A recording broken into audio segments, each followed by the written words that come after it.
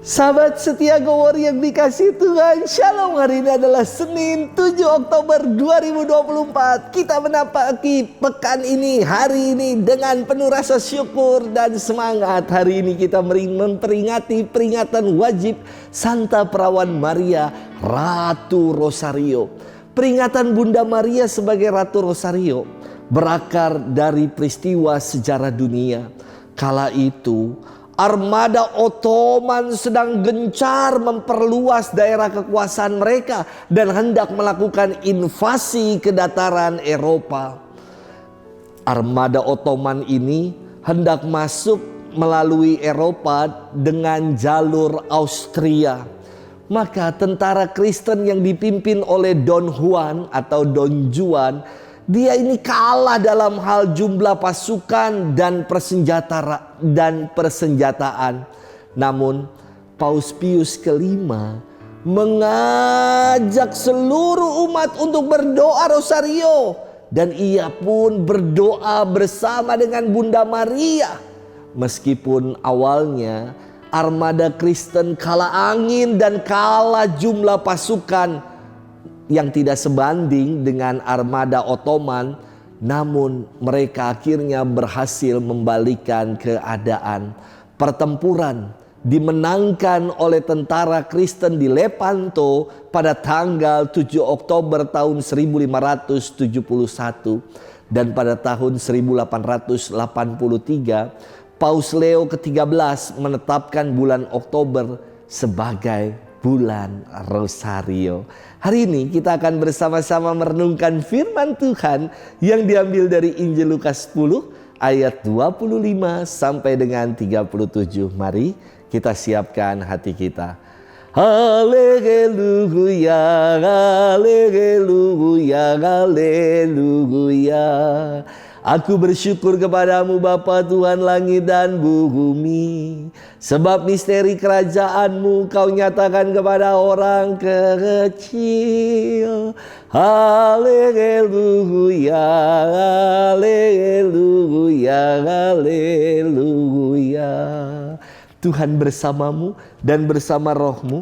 Inilah Injil suci menurut Lukas, dimuliakanlah Tuhan.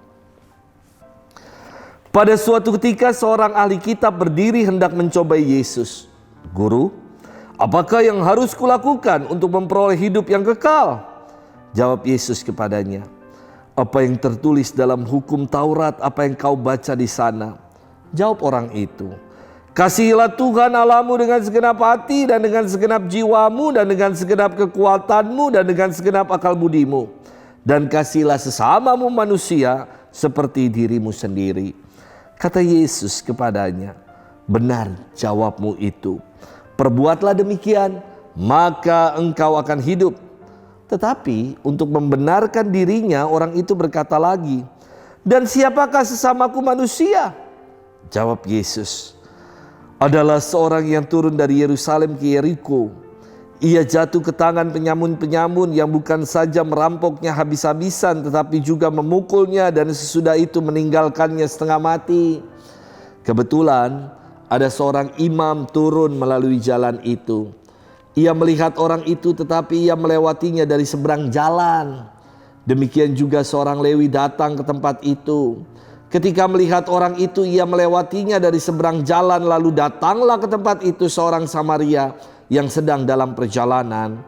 Ketika ia melihat orang itu, tergeraklah hatinya oleh belas kasih. Ia pergi kepadanya, lalu membalut luka-lukanya, sesudah menyiramnya dengan minyak dan anggur. Kemudian ia menaikkan orang itu ke atas keledai tunggangannya sendiri, lalu membawanya ke tempat penginapan dan merawatnya.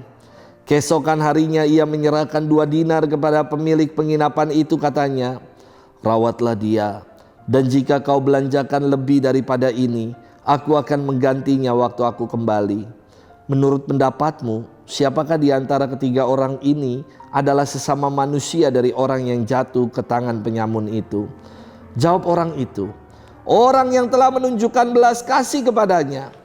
Yesus berkata kepadanya, pergilah dan lakukanlah demikian. Demikianlah sabda Tuhan. Terpujilah Kristus.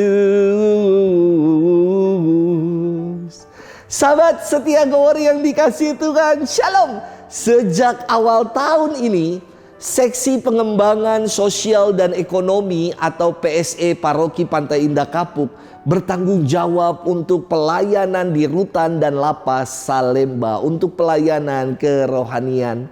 Ketika saya ditawari untuk karya pelayanan ini, saya langsung menyanggupi, karena inilah wujud pelayanan nyata kasih.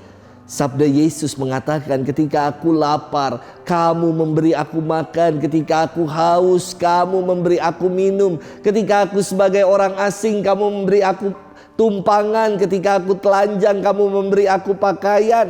Ketika aku dalam penjara dan engkau mengunjungi aku. Maka buat saya pelayanan ini adalah pelayanan nyata kasih kepada sesama. Sahabat setia Gower yang dikasihi Tuhan, Yesus mengemukakan kisah seorang Samaria yang murah hati sebagai jawabannya atas pertanyaan seorang ahli kitab perihal siapakah sesamaku manusia itu. Ini menarik sekali ya dalam versi Injil Lukas. Karena biasanya dalam versi Injil yang lain, justru Yesus yang memberikan jawaban atas pertanyaan dari seorang ahli kitab, manakah hukum yang paling utama dalam Taurat.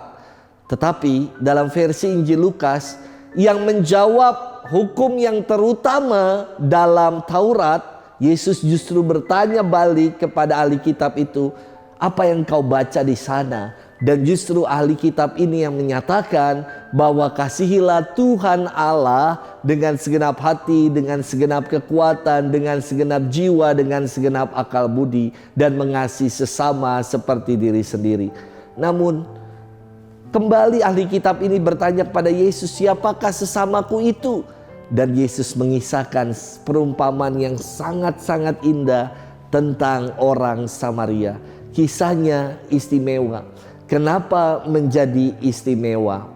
Karena bagi Yesus, sesama manusia itu adalah orang yang memanusiakan sesamanya, yang mau turun dari keledai yang ditungganginya, menolong sesama yang tidak berdaya, bahkan mengeluarkan uang dari sakunya untuk membalut dan merawat setiap luka-luka dari sesama yang tidak berdaya.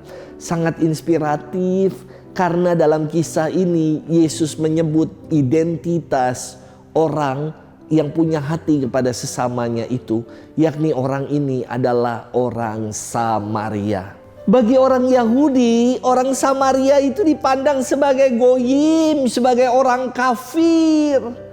Padahal orang yang disebut kafir dan goyim ini malah orang yang peduli dan menunjukkan kasihnya kepada sesama. Sementara yang disebut sebagai Lewi dan imam, mereka yang dari kalangan orang-orang terpandang dalam masyarakat Yahudi, disebut sebagai pemuka agama. Namun mereka malah tidak punya hati untuk menolong dan berbelas kasih kepada sesama yang menderita. Mereka melewatinya dari seberang jalan dan mengacukan orang yang menderita. Sahabat setia Gower yang dikasihi Tuhan, siapa sih sesama manusia? Semoga jawaban kita atas siapa sesama kita disertai dengan tindakan nyata seperti orang Samaria yang murah hati.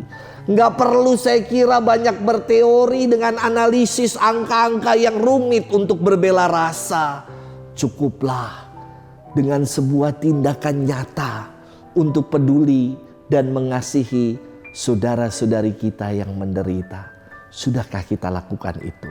Selamat bermenung dan Tuhan memberkati kita selalu dalam nama Bapa dan Putra dan Roh Kudus. Amin.